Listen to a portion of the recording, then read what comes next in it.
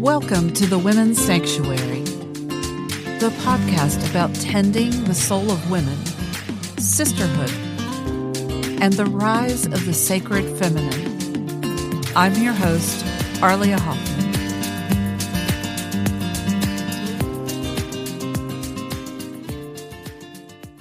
Sitting here in mid-February 2021, and wanted to tell you what's going on. I just returned from, well, as you know from my last podcast, several weeks in Raleigh. And I sat down to record a podcast shortly after I returned and ended up deleting it. Have you done that? You know, created something that probably was just fine and good enough and maybe even quality. And you just, you rip it up, you throw it away. And I don't regret that, but I will say I'm here to revisit the material. So it was worth, talking about. So before we get started, I wanted to let you know that I have a number of guests lined up that I'm very excited about. And as soon as those things get confirmed, I'll share them with you. There's a book author and an activist and who else?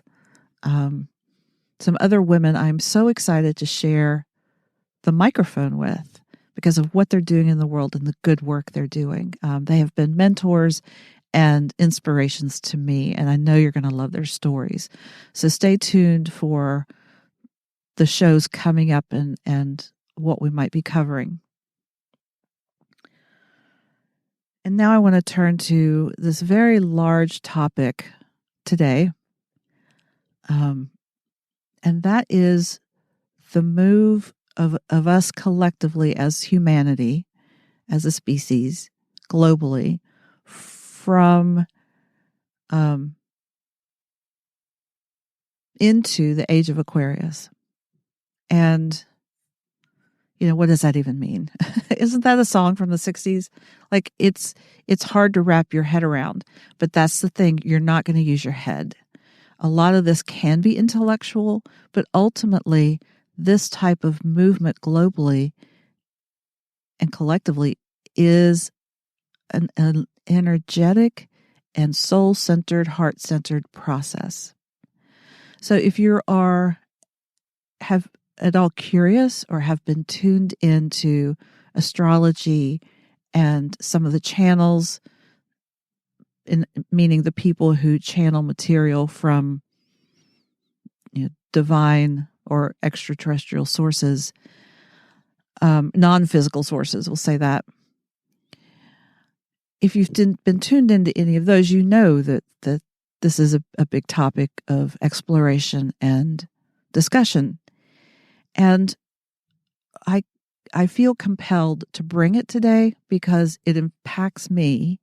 But I also know that if I'm struggling to understand it, others are too. And hopefully, together we can make sense of, at least as much as we can intellectually, what's going on and allow our higher consciousness to work on this and work on us and create change within us.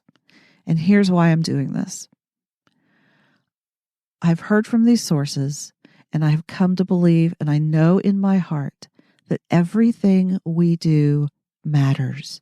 Everything.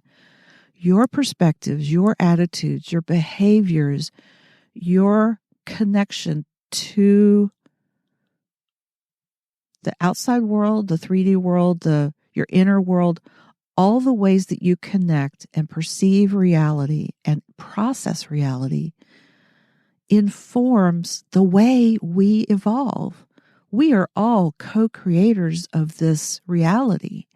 And so if I'm important in creating a new reality, everything I think and the perspective I take and the actions I take, if I'm important, I want to do my best, right? I can consider that a front row, first-hand impact on our collective experience. And that piece excites me. So I feel like it's my responsibility to understand as best I can what's going on, what's going on within me, how I can be my best, most authentic self in the highest vibration possible for myself, for my community, and for my global community. So that's my motivation. And I hope if you have any inkling of that or curiosity about that, or you share that perspective, you will stay tuned for what I have to share today from a couple of sources.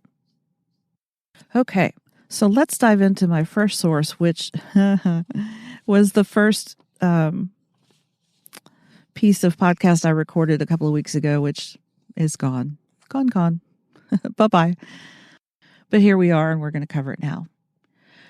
My favorite astrologer, her name is Lorna Bevans, and her site is Hare in the Moon Astrology, and I will link it in the comments.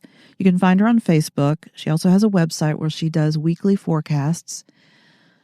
She'll post on social media, well, actually just Facebook, several times a week as information comes to her. And then she does this monthly 5D report.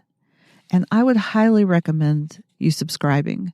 It's not expensive, and it's an incredibly detailed forecast about the collective and cosmic energies in the month ahead. So when I read her last one for February, I emailed her and I said, please, can I share from your 5D report that's a subscription? And she said, please do. So what she has in there, and if you subscribe, and I get nothing for plugging her. I just love her and her work. If you subscribe, maybe you would be able to get, if you subscribe before the end of February, you could get February's, and if you subscribe afterwards, you might be able to ask for a back copy. And in it, she talks about this collective shift we're going through, and the transitioning into the Aquarian era, which begins now for the next 22 years. Witnessing the collective shadow of our dying days of Western liberal democracy in front of our eyes. And she acknowledges that in the midst of all of this, we have a role to play in a way that we've never had before. It is our turn to step up and take responsibility for our energy and what we bring to the world. And it's not that superficial focus on self-improvement or being the best you can be. That's great. But it is really about becoming responsible for the energy you bring into a room, into a house, into the world.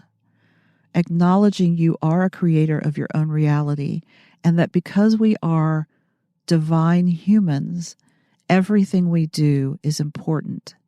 And the energy is such now that everything we do creates our new reality.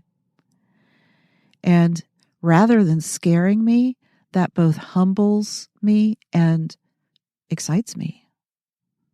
I have the power. We all have the power and capacity to influence the reality we live in. And that's fantastic.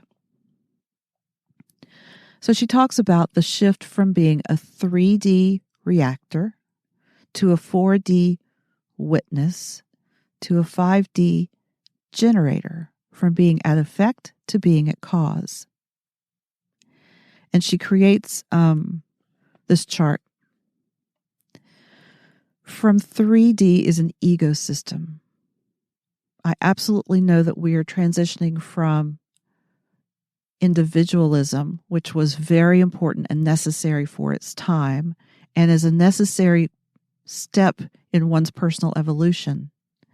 But it is time to move into the 5D ecosystem awareness, which means we are all connected. Everything matters. We are connected to Gaia. We are connected to the cosmos. And so from that perspective, it informs everything we do. Like, do we generate more plastic? Do we create newer ways of packaging our goods and services so that we're not using as much plastic? How do you live a waste-free life? All of those things on the physical plane. And then an ecosystem awareness in our relationships. We are all connected in relationships. How do you build community? It's an amazing interwoven web of the ecology in the physical realm, the mental and emotional and spiritual realms. She talks about moving from the 3D mode of self-help to 5D planetary service.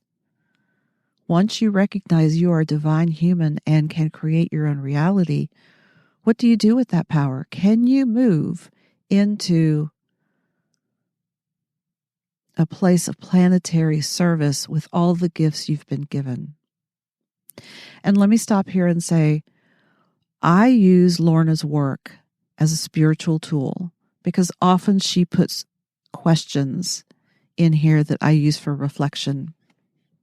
And I invite you to do the same. Maybe write down some of these questions and allow your spirit to dwell on them, allow them to percolate inside you.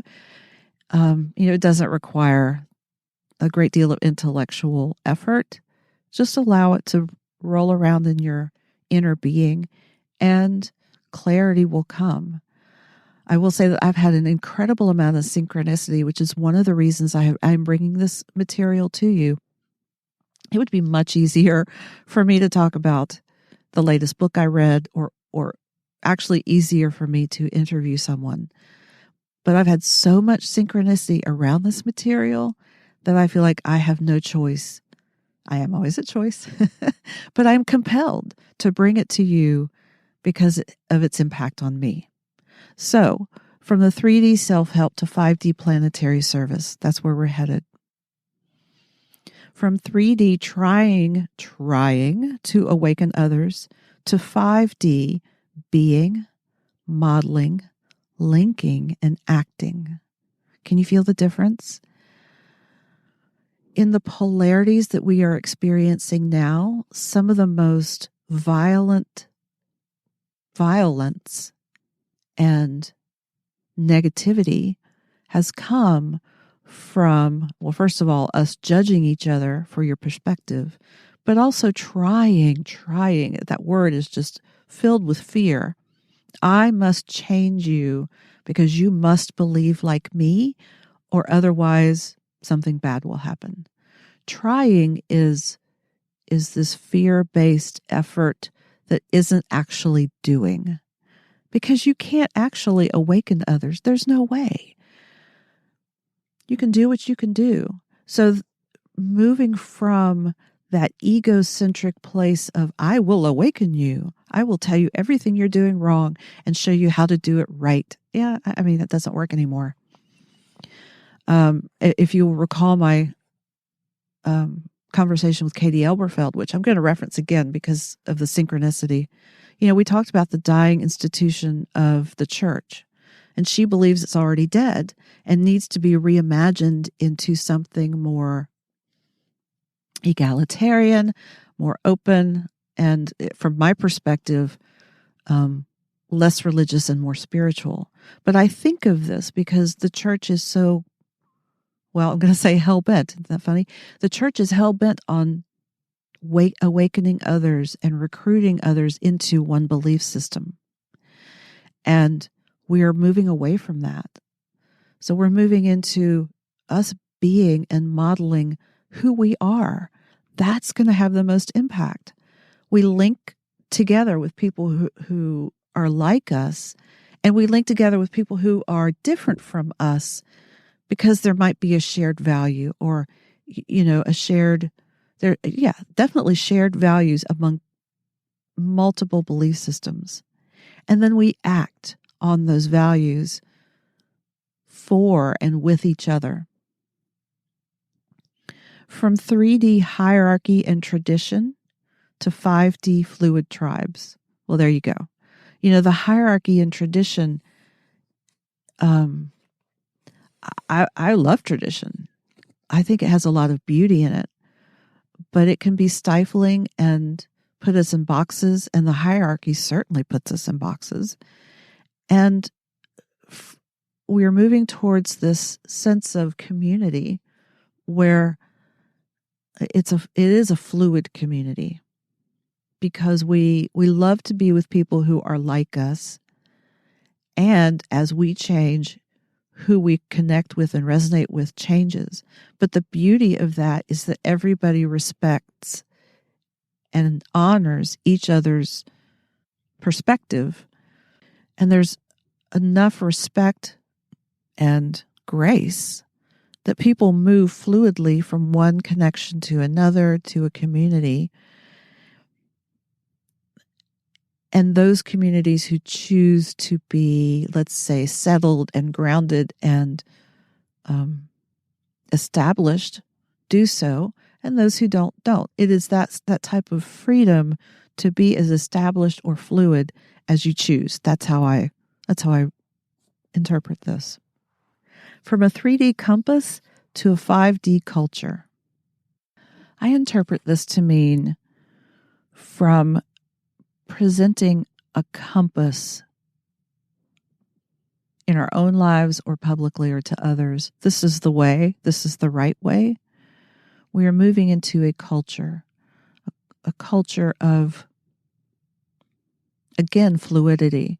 This place where multiple perspectives meet in the field of commonality, right? Rumi says, out beyond the field of right doing and wrong doing is a field. I'll meet you there. And culture is the place where not cohesive, it's where things gel. It's where a group of people gel in this agreement about how life is and how they want to experience life. So it's a much more, well, I go back to the word fluid. It's a much more fluid concept that the group gets to choose for themselves, rather than a compass telling them this is the way you should go. And it's a fixed point. From 3D individualism and striving, who hasn't done that, to 5D collaboration and co-creation. Imagine that. Imagine being able to lay down your striving and feeling like you're doing it all alone, and you're all alone, and there's no one to help you, into this sense of collaboration and co-creation. I have seen that. That's what this time is teaching us. And in my years of teaching servant leadership, it felt like a Sisyphean, is that how you say that? The task of Sisyphus, an uphill battle with no end in sight and no promise of success, to awaken people to, and this is what we were doing. We were trying to awaken people to the beauty and the efficacy of collaboration and co-creation. And the last one she has is from the 3D role persona to a 5D whole self. I know for sure in 2020, a lot of us lost our role personas, the ways we identified ourselves by what we do. And I hope and pray that we're all able to move towards this whole self of acknowledging who we are, what's important to us, and creating our life based on our whole self, embracing our shadow and our light, knowing that creates who we are, that creates our wholeness. This movement towards a whole self who is recognizing their own divinity, creating their own reality, collaborating with others, creating communities that are fluid and respectful, being mindful of everybody's perspective and the ecosystem in which we live. It sounds like utopia, but that's where we're headed. And it sounds like utopia because we're not there yet. Clearly, we are not there yet. And in the meantime, we are in this very chaotic environment where we're all forced into almost all virtual online living. A lot of our social structures have broken down, and the polarities are getting pretty toxic between belief systems. So, here we are in this very toxic environment. But what I'll say about that is this is the 4D. This is the place where all the 3D breaks down. We're suddenly questioning everything. And it is natural in this evolution that people and things become polarized into, this is what I believe, you're wrong. I'm right, you're wrong. How dare you? Don't you care? It is so toxic. And it's hard not to get drawn into that. So, her advice, my advice, the general consensus of light workers is to disconnect from that, to not ignore it, to not turn away from it. There's a difference between looking at it and being connected to it. So we can't be light workers in the world and hiding. I mean, you can, but in general, we can't all hide, right? We have to be out there in the trenches, working and being ourselves and creating that 5D reality. But we also have to take care of ourselves. And so, she recommends, and of course I completely agree with this, more time on the earth, more time outside, doesn't have to be complicated, more time in your own creativity. What nourishes you? Is it making cakes? Is it painting? Is it playing the piano? Is it playing with your kids? Is it taking barefoot walks? Is it hiking? Is it biking? Whatever nourishes you is so vitally important right now to make sure you get enough of it to be healthy, to be vibrant. When I was in Raleigh, I was in a little camper in an RV campground and very close to the earth. Like, I had indoor living space. I had a heater. I had water, food. I had my basics. And yet, every time the wind blew hard, the camper rocked. Every time I stepped outside, I was immediately in the grass in this big field of other people living in their campers. It was so much closer to nature. It wasn't camping. It wasn't, primitive camping, but it was still very close to Gaia. Every day, my dog and I would take walks around the campground. It was very large. There was lots of space. There were a lot of trees and birds. And the wind would whip through the trees, and it was very cold, but it was exhilarating and beautiful and grounding. What can you do to take care of yourself? It's so vitally important. When I arrived home, I returned to the stream of life as I had known it, and it was kind of a bumpy integration. And I'll just give you this little free piece of advice. If you are ever away for a vacation, for a weekend in the mountains, camping, on a spiritual retreat, doing your own work in the woods, or as I was for 3 weeks out of my element, give yourself the gift of a day or two of integration. It takes your mind and body and spirit time to re-enter your old life. And of course, you are not the same from your experience. You are somehow changed. So give yourself time to become familiar with your old environment and to also bring your new self forward and change your existing life in whatever way makes sense for the new person that you are. So vitally important. Now I want to turn to the second source, and that is Magenta Pixie. She is a channel, has been for 12 or 13 years, with a vast library of videos on YouTube.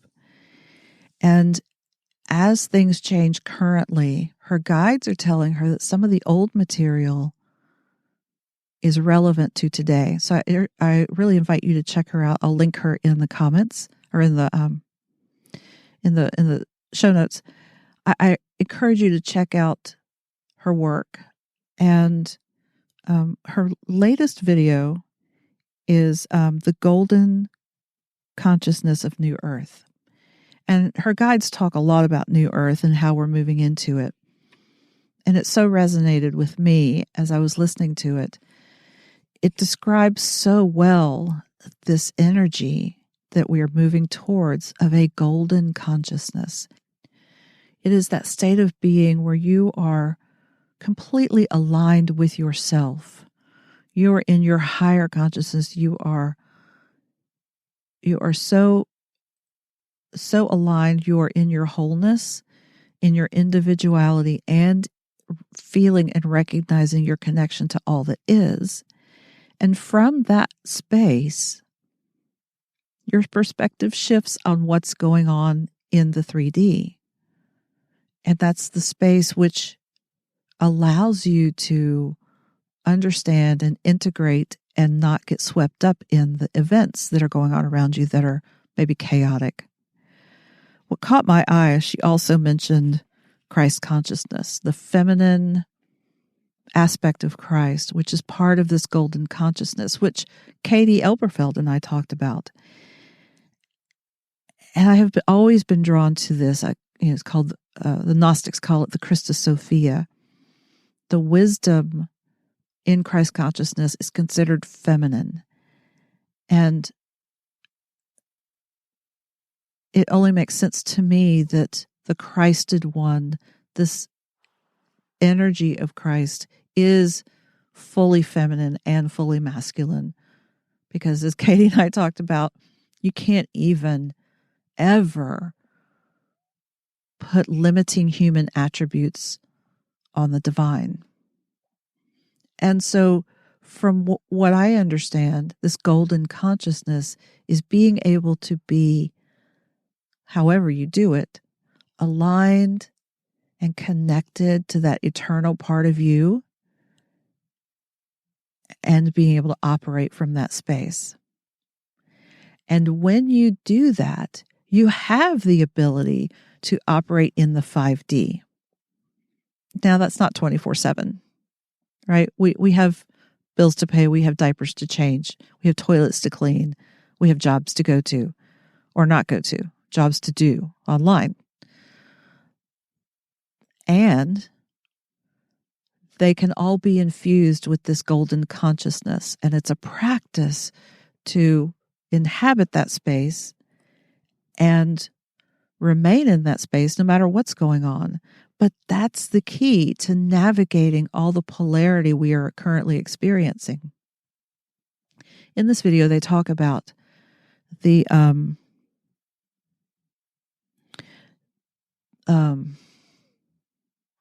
this rise and fall of energy.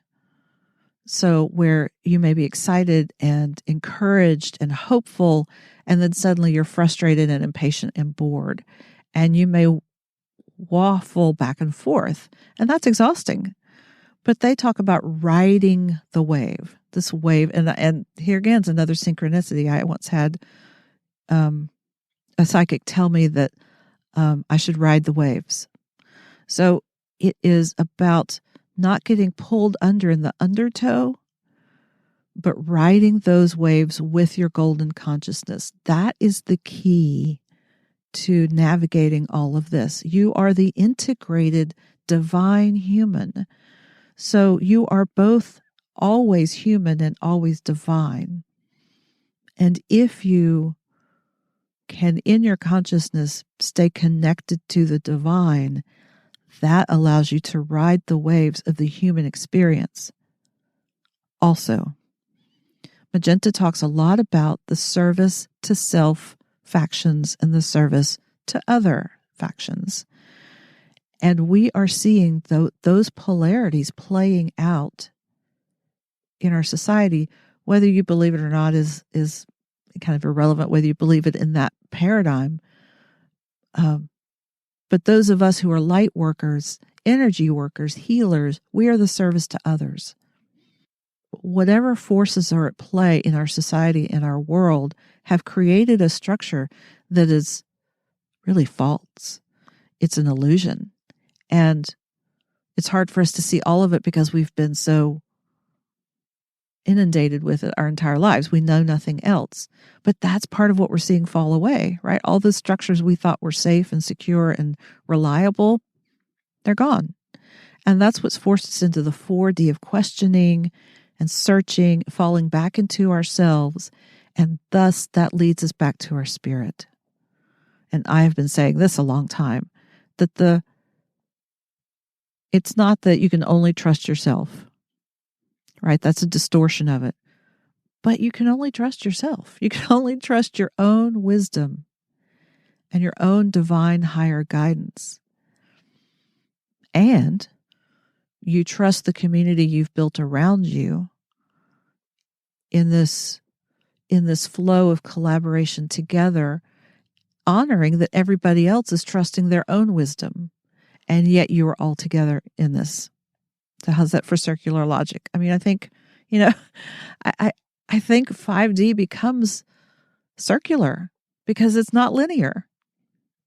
So in this video, I talk about the golden consciousness while observing the positive, negative waves, the waves of cresting and falling and watching that play out.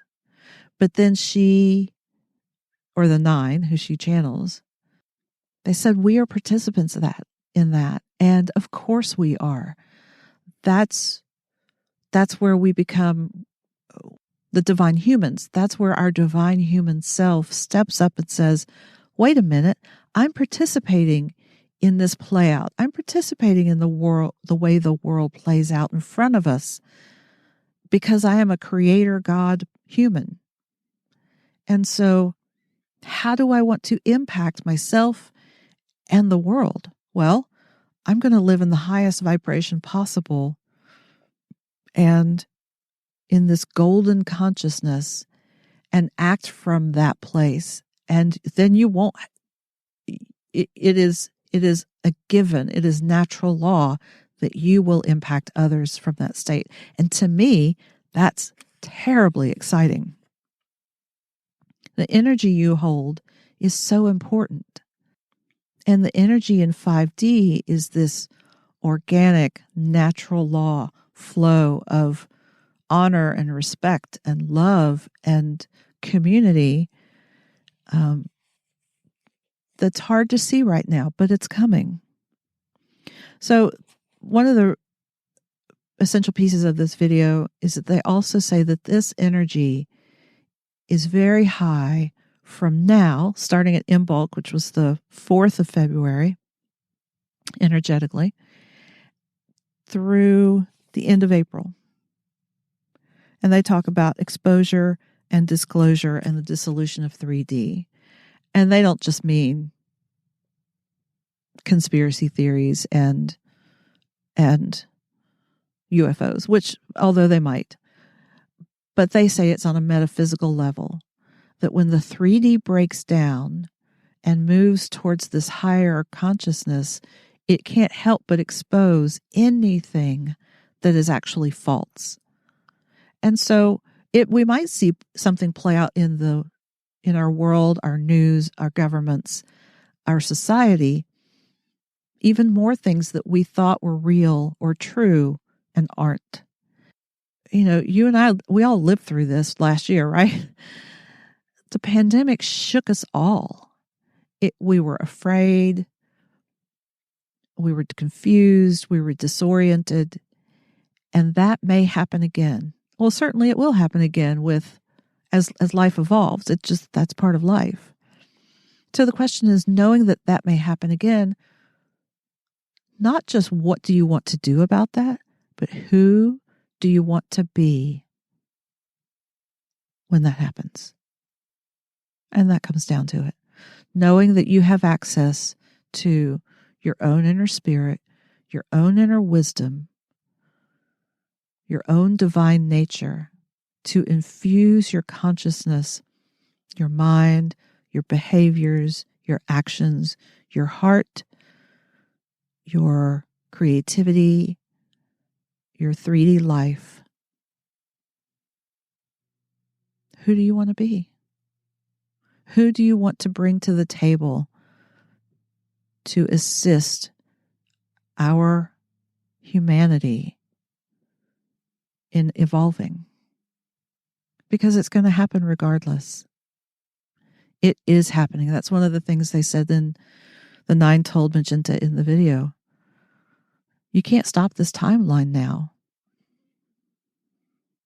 All the falsehoods and false lights will be revealed and give us the opportunity to create a true society based on natural law and our own inner divinity. To me, that's exciting. And yes, it's likely to be a scary path from here to there. So the invitation is, again, who do you want to be in that scenario? This, my friends, is fighting the good fight. It's not a war. It is a chance for all who feel the call to their own inner greatness and wisdom and divinity to stand up and live it. With your family, with your friends in your community, with your voice, with your actions, with your activism. And nobody can tell you how to do that, but you know how. Everybody knows how they can be and give of themselves in this world. Ooh. So I leave you with that today. It excites me. And I know we have uncertain times ahead. I have no idea what that looks like. I'm not a psychic. But I know what resonates in my heart, and all of this resonates. That it is my time to stand up and be myself in all my glory and all my authenticness. And that's why I'm here with you today. I pray this has been helpful for you. If you have any questions or comments, please feel free to reach out. You can find me on my website, thewomenssanctuary.com, or on social media.